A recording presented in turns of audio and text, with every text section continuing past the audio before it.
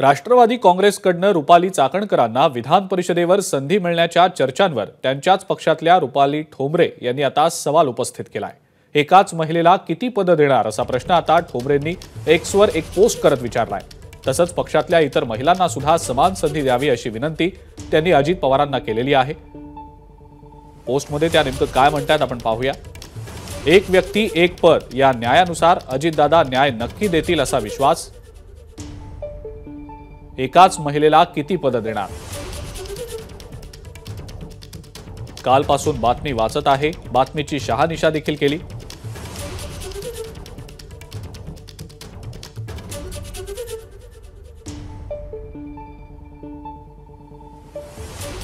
पक्षानं कोणतंही अधिकृत पत्र दिलं नाही असं सांगितलं।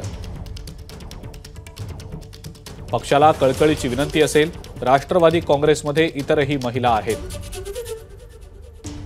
त्या महिला सक्षमतेनं दमदार कामानं मोठ्या आहेत। पक्षात कर्तृत्ववान महिला खूप आहेत, त्या सक्षम आणि काम करणाऱ्या आहेत।